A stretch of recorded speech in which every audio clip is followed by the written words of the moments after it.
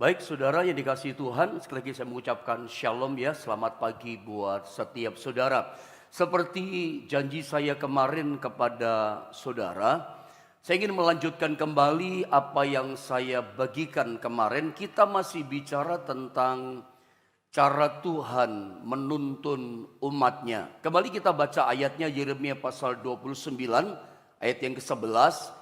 Ini pijakan dalam renungan kita pada pagi ini saudara. Yeremia 29 ayat 11. Mari Bapak Ibu Saudara kita sama-sama membaca ayat firman Allah ini. Sama-sama ya, 1, 2, dan 3.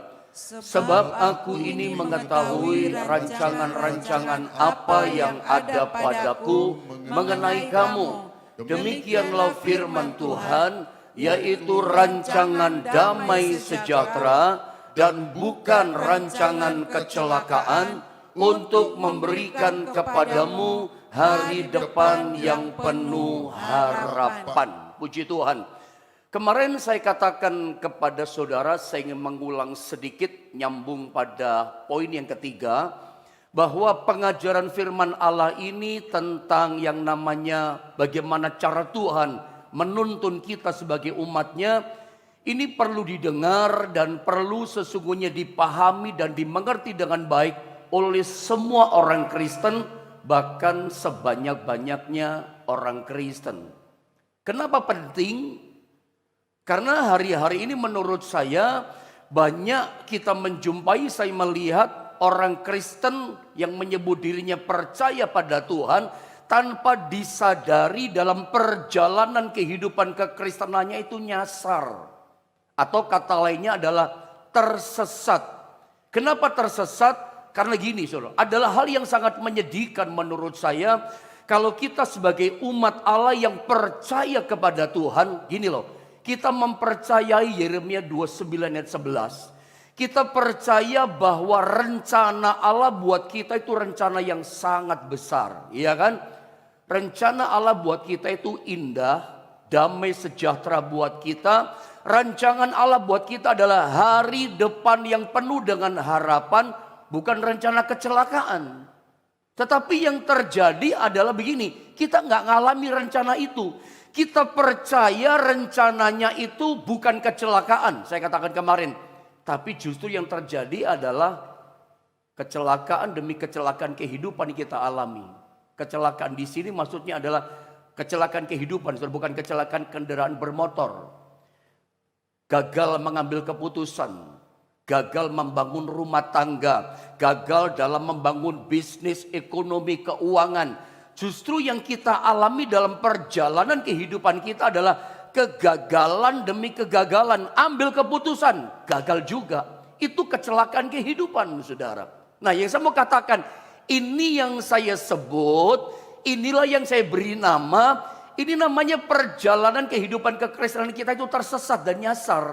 Maksudnya gini, harusnya kita tidak berada di titik itu. Tapi ternyata justru kita berada di situ. Ini namanya nyasar. Kenapa kita bisa mengalami itu? Ini penting kita renungkan. Makanya Yeremia 29 ayat 11 kita perlu pahami bahwa Tuhan itu ternyata Dia itu ingin menuntun kehidupan setiap kita selama kita hidup di dunia ini. Nah ini penting dipahami.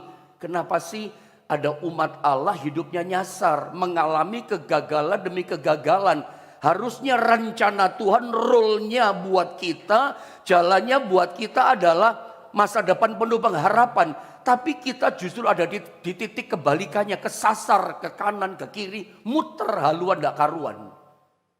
Kita mesti pahami dalam Yeremia 29 ayat yang ke-11 ini, bahwa ternyata Tuhan itu sungguh-sungguh ingin menuntun kehidupan kita selama kita ada di dunia ini. Nah dengar baik, kalau kita sebagai umatnya rela dan kita mau dituntun sama tuntunan Tuhan, Anda dan saya dijamin oleh firman Allah, kita semuanya pasti akan sampai kepada destiny rancangannya besar itu. Nah saya tunjukkan kemarin bagaimana caranya Tuhan menuntun kehidupan kita. Yang pertama, Dia tuntun kita lewat sebuah keadaan, lewat sebuah situasi kondisi yang kita alami. Dan seringkali ini kita nggak sadar ini bentuk tuntunan Tuhan. Kita pikir kebetulan gitu. Saya kemarin kasih contoh tentang Yusuf dan Maria. Hamil tua, ada sensus penduduk, ternyata itu rencana Tuhan. Kalau ditanya apakah saat itu Yusuf sama Maria menyadari, mengerti itu tuntunan Tuhan, pasti nggak sadar. Karena seringkali kita berpikir, oh Tuhan menuntun kita itu pasti nyaman, pasti enak, jalan tol, nggak ada masalah, jalan bertabur bunga, langit bertabur biru cerah, nggak selalu begitu. Anda tahu kisah tentang Yusuf anak Yakub dalam perjanjian lama, dibuang dalam sumur, jadi budak di Mesir, sampai jadi narapidana masuk dalam penjara, saudara. Bukankah itu kalau kita pelajari semuanya itu ternyata adalah kendaraannya Tuhan untuk menuntun kehidupan Yusuf? Semuanya nggak enak loh. Semuanya batu karang yang keras. Seperti nggak ada manisnya, nggak ada baiknya. Tapi ternyata kalau kita telusuri itu pun ternyata bentuk tuntunan Tuhan. Buat siapa? Buat masa depan seorang bernama Yusuf. Jadi hari ini jangan marah dulu gitu loh. Jangan ngomel, jangan bersungut-sungut. Kalau toh hari ini Anda sedang dibawa dalam situasi kondisi keadaan hidup yang ada masalah. Harusnya Anda berdiam diri dulu. Berdoalah kepada Tuhan. Tanya sama Tuhan.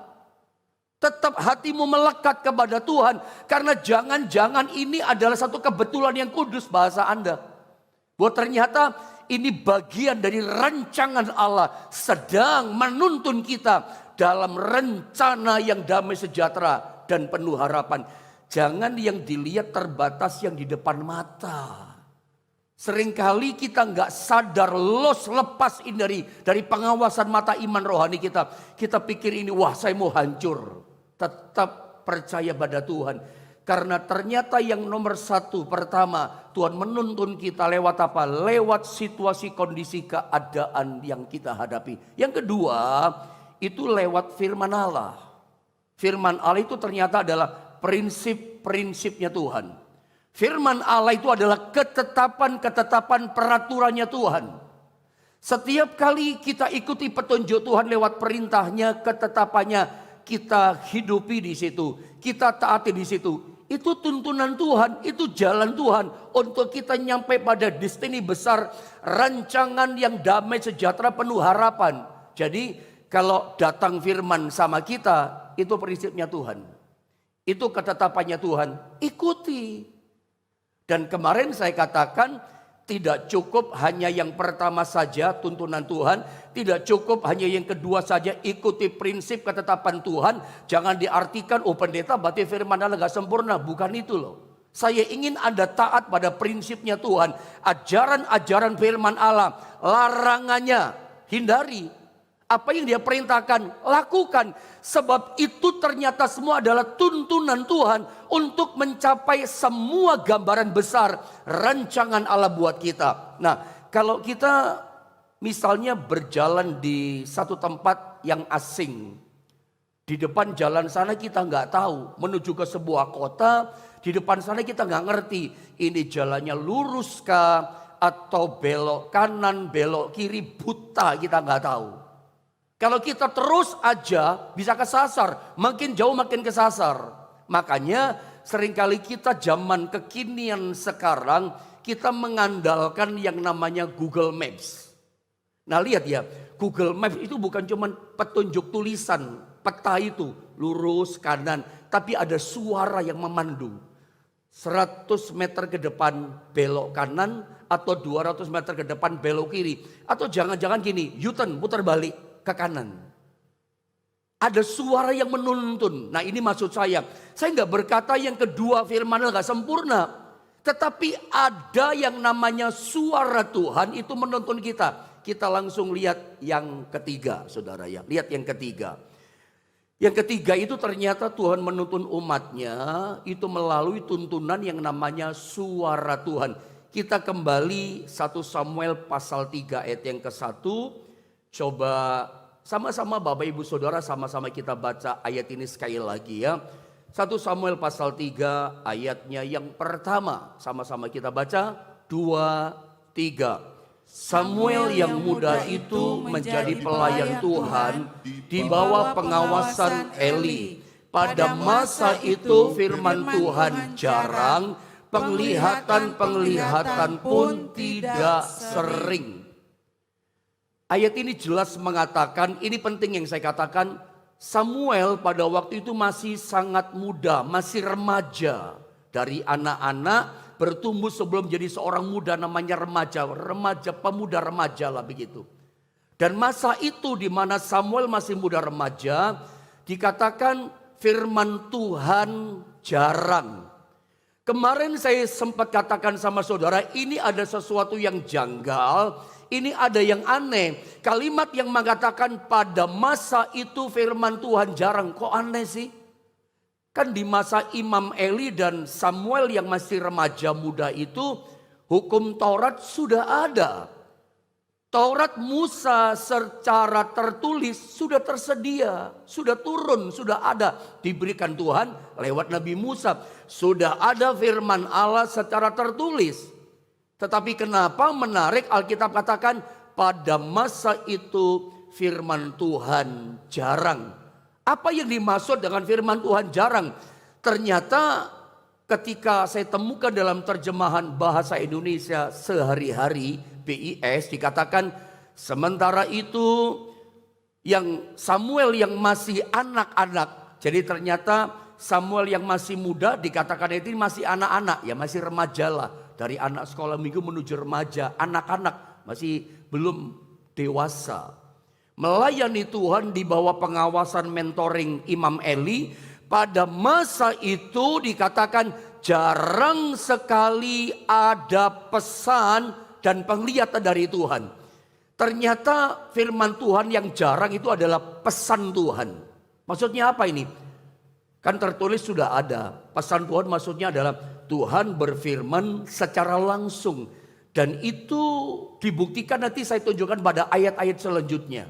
Makanya saya katakan kita bukan hanya butuh ketetapan prinsip-prinsip Tuhan, peraturan Tuhan yang tertulis atau yang kita dengar itu kita taati, kita hidupi. Coba lihat dulu ayat ini, Amsal 14 ayat 12. Kadang kita sebagai manusia kalau kita jalan ya, kita berpikir oh jalan ini benar. Saya baca ayatnya, Amsal 14 ayat 12. Ini pentingnya yang namanya tuntunan pesan Tuhan atau suara Tuhan yang datang dalam hati kita. Perhatikan.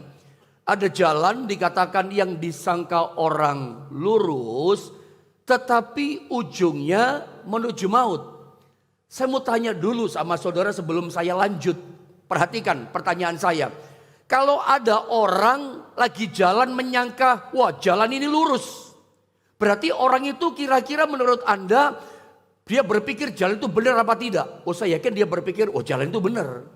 Tapi ternyata yang orang pikir jalan ini lurus, jalan ini benar gitu. Tetapi ternyata ujungnya menuju maut. Ketika dia makin jalannya makin jauh, jalannya makin dalam, makin jalan, dia baru sadar, lah kesasar. Ternyata aku tersesat, salah jalan. Ujungnya hancur, ujungnya gagal. Salah jalan itu bahaya. Saya suka bilang, kalau orang main catur salah jalan, ya paling-paling malu cuman kalah. Tapi kalau dalam kehidupan yang kita jalani realita ini, Anda salah ambil keputusan. Iya kan? Anda salah jalan. Wah itu bangkitnya susah. Itu bisa hancur lebur dan bisa tidak bangkit kalau gak karena mujizat Tuhan. Salah mengambil keputusan, tidak gampang. Contoh ya, orang pilih jodoh, mau menikah pilih jodoh. Ini jodoh dari Tuhan atau enggak? Ini kan susah. Apakah ketika seseorang memilih jodoh hanya cukup dengan firman Tuhan yang tertulis? Nih saya tanya sama saudara anak-anak muda. Apakah ketika kamu mau pilih jodoh gitu ya, apa hanya cukup terbatas hanya pada firman tertulis peraturan itu? Menurut saya nggak cukup. Kita butuh yang ketiga, tuntunan Tuhan lewat suaranya yang diperdengarkan kepada kita. Dia bicara lewat apa? Lewat hati kita. Anda bekerja di satu instansi atau perusahaan. ada bingung, ada tawaran besar gajinya di depan sana, di tempat yang lain. Ada memutuskannya gini, tetap kerja di sini atau saya mau pindah. Saya mau tanya, apakah itu cukup hanya dengan firman Tuhan tertulis dalam Alkitab? Bukankah Anda butuh tuntunan suaranya? Betul apa tidak? Bukankah Anda butuh pesan langsung dari perkataan Tuhan di situ? Nah, di sini kita mau belajar, saya ajak saudara lihat di dalam 1 Samuel pasal 3 ayat 1 tadi, itu Samuel masih anak-anak di sini. Pesan Tuhan, suara Tuhan sudah jarang. Mari saya perjelas, lihat ayat 3, loncat sampai ayat 7 saja ya. Saya baca ayat per ayat. Perhatikan kalimat-kalimat firman Allah ini. Lampu rumah Allah dikatakan belum lagi padam. Berarti masih belum terlalu malam, saudara ya. Samuel telah tidur di dalam bait suci Tuhan. Jelas ya, dia tidur. Tempat tabut Allah. Lalu Tuhan memanggil. Tuhan berbicara nih pada masa itu. Pesan Tuhan jarang. Tuhan berbicara jarang. Tapi tiba-tiba masa itu Tuhan bicara. Ngomong sama Samuel yang kecil. Teman persoalannya Samuel belum mengenal Tuhan. Nah lihat. Lalu Tuhan memanggil Samuel, Samuel. Lihat. Dan ia menjawab, ya Bapa. Ini pelajaran penting loh. Tuhan bicara, Samuel mendengar. Ini poin penting yang pertama yang saya tangkap dalam ayat ini. Kalau Tuhan bicara, kita bisa mendengar. Samuel yang kecil bisa mendengar. Lihat ayat berikutnya, ayat 5. Lalu berlarilah ia kepada Eli, kepada mentornya. Serta katanya, ya Bapa, bukankah Bapak memanggil aku? Tetapi Eli berkata, aku tidak memanggil, tidurlah kembali. Lalu pergilah ia tidur. Lihat ayatnya yang ke-6 dan 7. Dan Tuhan memanggil Samuel sekali lagi. Samuel pun bangunlah. Lalu pergi mendapatkan Eli serta berkata, ya Bapak, bukankah Bapak memanggil aku? Tetapi Eli berkata, aku tidak memanggil anakku, tidurlah kembali. Lihat ayat 7. Samuel dikatakan, ini penting menarik poin ini. Samuel dikatakan belum mengenal Tuhan. Garis bawahi kalimat ini. Samuel belum mengenal Tuhan. Firman Tuhan belum pernah dinyatakan kepadanya. Jadi di masa itu berdasarkan ayat ini, sebetulnya yang namanya mendengar suara Tuhan, itu setiap kita punya potensi mampu mendengarnya. Sorry, saya katakan begini. Saudara, hal mendengar suara Tuhan itu persoalannya, problemnya bukan mampu tidak mampu. Tapi persoalannya panca indera kita terlatih atau tidak. Dari awal saya ingin katakan mendengar suara Tuhan. Saudara dengar ya. Saat kita percaya pada Yesus, ditebus oleh darah Yesus, roh kita ditebus darah Yesus. Apa yang terjadi? Anda dan saya itu diberikan Tuhan mempunyai yang namanya panca indera rohani. Disitulah Tuhan bicara sama kita. Mendengar suara Tuhan itu urusannya bukan masalah mampu tidak mampu. Panca indera rohani kita terlatih atau tidak, itu maksudnya. Samuel yang kecil, yang belum ngerti apa-apa, yang masih ngango, yang masih bodoh sebetulnya. Nggak ngerti apa-apa kok. Tapi dia bisa mendengar suara Tuhan loh. Bukan masalah mampu nggak mampu, dia pun nggak ngerti itu suara Tuhan kok. Dia tidak ngerti. Buktinya apa? Dia datang kepada Imam Eli. Bapak panggil saya kah?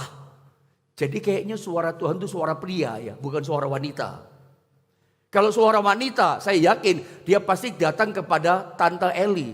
Tante panggil saya kah? Ibu panggil saya kan? Enggak, dia datang kepada Imam Eli. Bapak panggil saya kah? Suara Bapak itu suara Allah dari surga, suara pria. Rupanya besar kayak suara Imam Eli. Dia pikir bapaknya yang panggil. Aku udah panggil kamu gitu. Nanti diajari.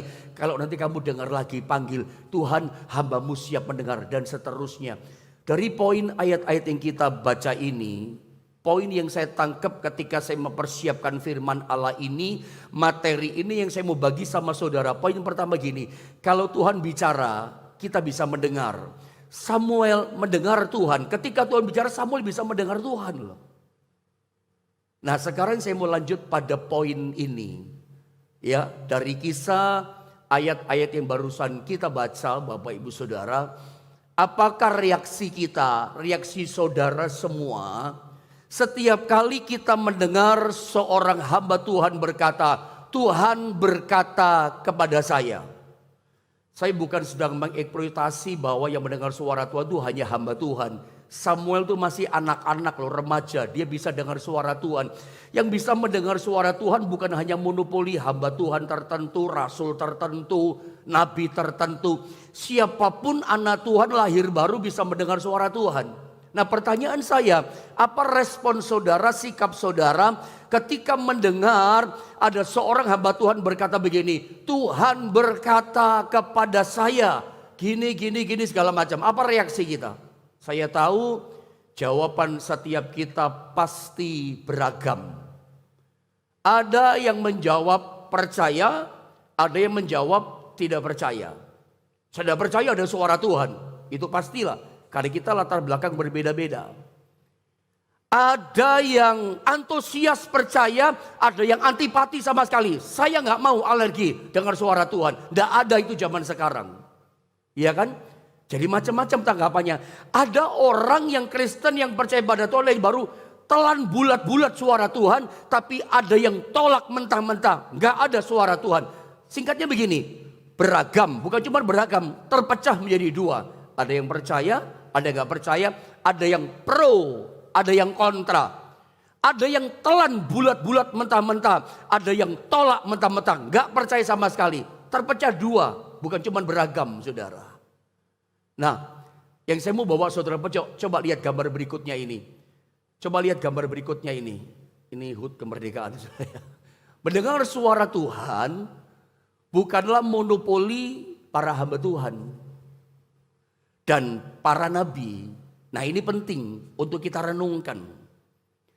Jadi kalau ada di antara saudara, berdasarkan apa yang dijelaskan pelan-pelan sama saudara, ingat loh.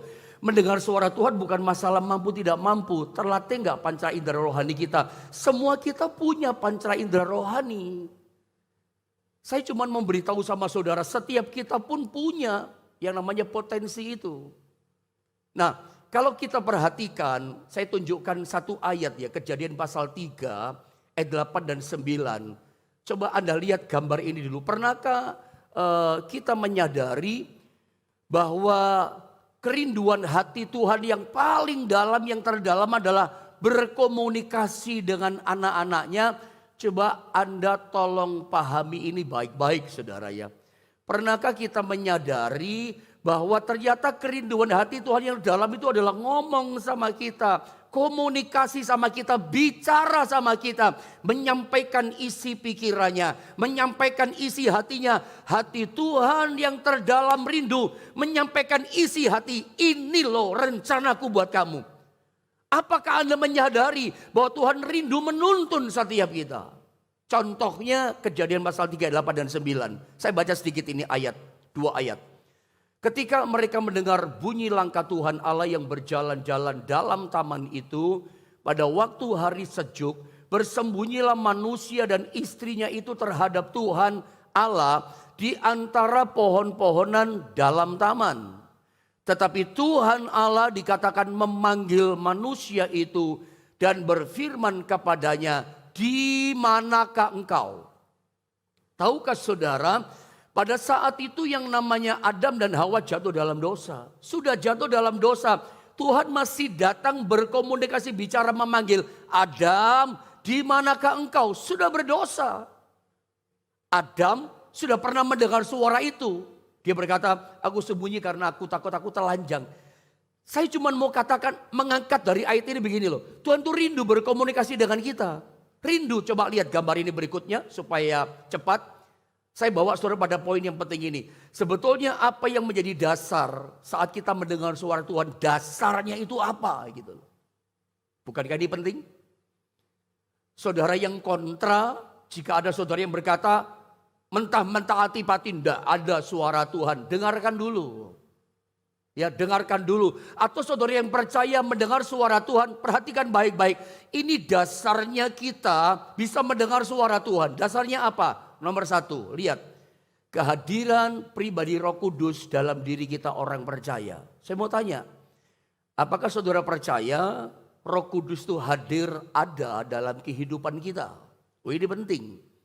1 Korintus 3 ayat 16 itu menyatakan kepada kita, tidak tahukah kamu bahwa tubuhmu adalah bait Allah dan dikatakan apa? Roh Allah itu diam di dalam kamu. Nah, ini dimunculkan ayatnya, tolong saya baca ya. Terima kasih multimedia. Lihat ayat ini. Ayat ini jelas. Ini firman Allah. Ini firman Allah. Lihat. Tidak tahukah kamu, atau sama-sama kita baca supaya terbuka mata iman kita. Ayo jemaat sama-sama kita baca.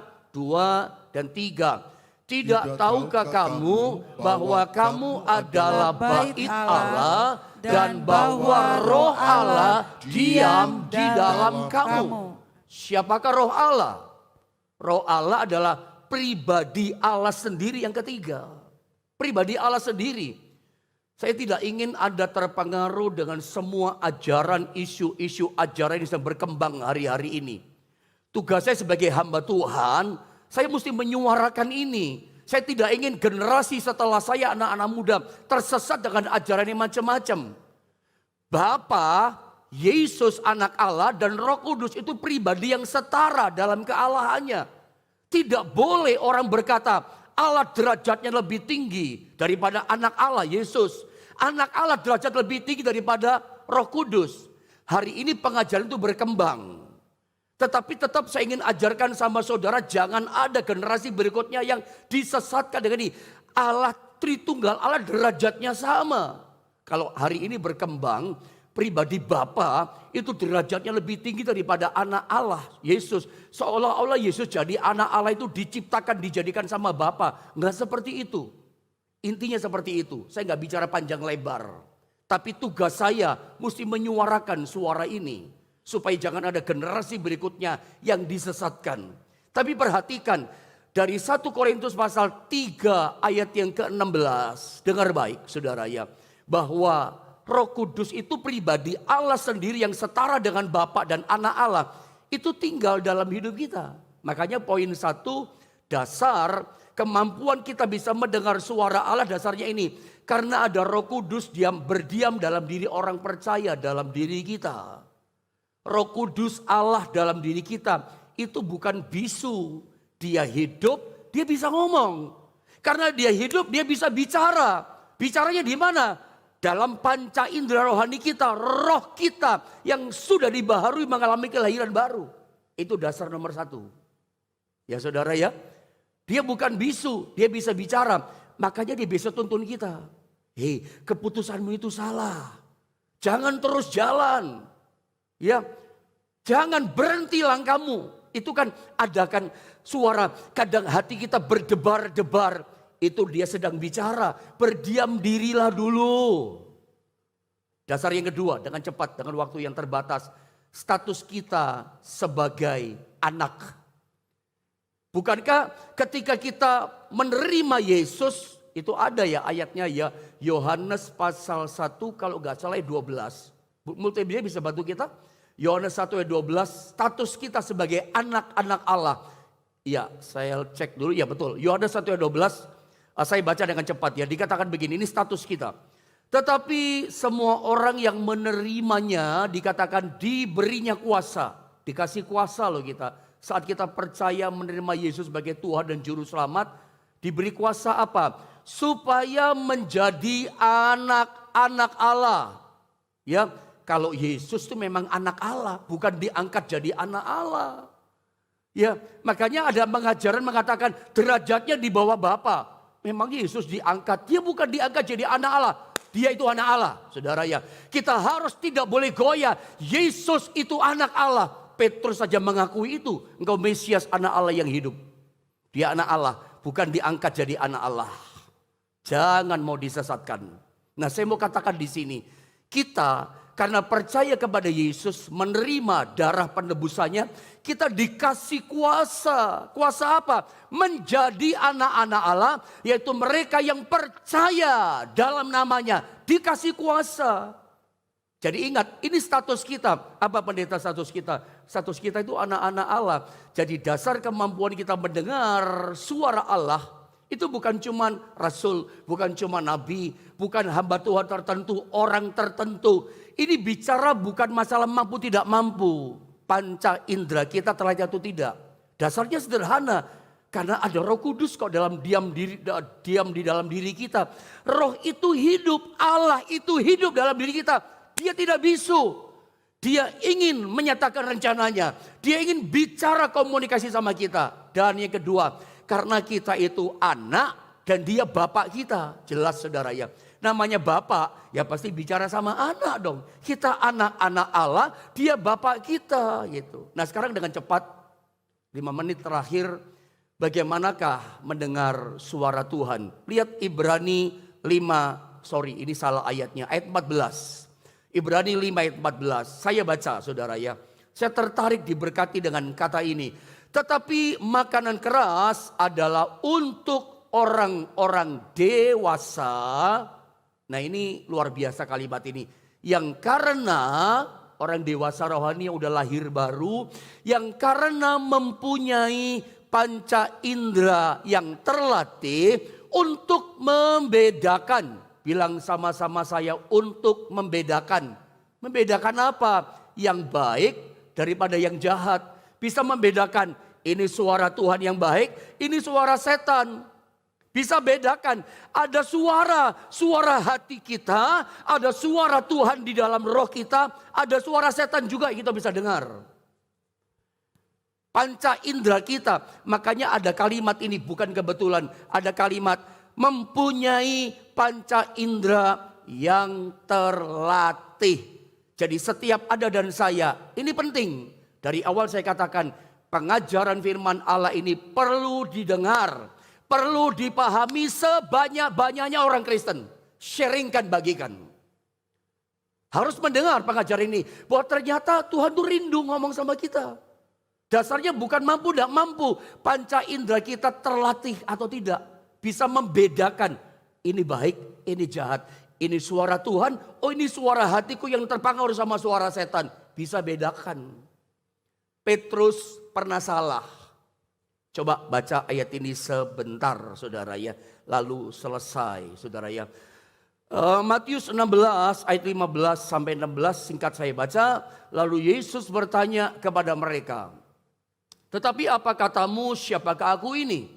Maka jawab Simon Petrus. Petrus menjawab. Semua nggak bisa jawab. Petrus yang jawab. Engkau adalah Mesias, anak Allah yang hidup. Jadi Yesus itu anak Allah loh ya. Petrus pengakuannya. Lalu Yesus berkata begini. Berbahagialah engkau Simon bin Yunus. Bukan manusia menyatakan kepadamu. Bapakku di sorga yang menyatakan kepadamu. Petrus saat itu bisa mendengar suara Bapak. Itu kan poinnya. Petrus bisa mendengar suara Tuhan. Tapi aneh, di pasal yang sama Matius pasal 16, itu pasti bukan hitungan jam. Karena turun di bawah belakangnya perikop berikutnya, pasti juga bukan hitungan bulan. Yang penting gak ngomong soal waktu, hari, minggu, dan bulan. Tapi yang penting adalah hari itu Petrus gagal menangkap suara Tuhan. Karena ketika Yesus bicara tentang penderitaannya, Petrus ngomong gini, sekali-kali tidak akan menimpa engkau, Allah menjauhkan itu daripadamu. Yesus bilang apa? Enyah engkau iblis dari hadapanku. Enyah engkau iblis. Engkau bukan memikirkan kehendak Allah, memikirkan kehendak manusia. Itu kan jawaban Yesus. Jadi hari itu ternyata Petrus seorang rasul. Petrus seorang rasul. Seorang hamba Allah yang luar biasa dipakai Tuhan. Dengarkan, dia salah mendengar suara. Yang pertama dia berhasil mendengar suara Allah. Sekarang yang dia dengar suara setan dia dengar. Jadi kalau mendengar ada seseorang berkata, Tuhan bicara kepada saya. Jangan anti dulu, dengar dulu. Ya, uji dulu, ini benar suara Tuhan. Karena Anda pun dikaruniakan bisa membedakan ini benar apa tidak. Doakan dulu. Tapi jangan juga tolak mentah-mentah langsung. Terima dulu, jangan tolak mentah-mentah. Terima, uji dulu. Semua yang disampaikan uji, kenapa? Hamba Tuhan sekali berpetrus saja, salah juga dia mendengar. Jadi jangan pernah memuja hamba Tuhan. Itu maksud saya. Jangan Anda mengkultuskan, mendewa-dewakan. Wow, ini hamba Tuhan dipakai nubuatan, dipakai mendengarkan suara Tuhan. Firman Allah yang diajarkan, dikhotbahkan, ini pun suara Tuhan loh saudara. Ini pun bisa bentuk nubuatan firman Allah buat kita, tuntunan buat kita. Tapi kita tidak boleh mengkultuskan, mendewa-dewakan siapapun hamba Tuhan. Hamba Tuhan bisa salah mendengar. Petrus pun bisa salah. Suara setan yang didengar campur sama suara hatinya. Jadi yang penting hari ini Tuhan menuntun kita dengan 3 hal. Selesai saudara ya. Yang pertama lewat situasi keadaan kita. Yang kedua lewat firman Tuhan yang tertulis yang kita baca, yang kita dengar saat ini. Yang ketiga lewat suaranya Tuhan langsung ngomong sama di dalam hati kita. Nah saya berdoa dengan 3 macam tuntunan Tuhan ini lengkap, Anda sudah bisa menangkap ini pesan Tuhan. Dan saya berdoa buat setiap saudara, selamat hidup dekat dengan Tuhan. Selamat berjalan indah bersama dengan Dia. Dan selamat Anda berlatih panca indera rohani saudara untuk mendengar suara Tuhan. Sampai setiap kita, Anda dan saya dengan jelas bisa mendengar tuntunan suara Tuhan.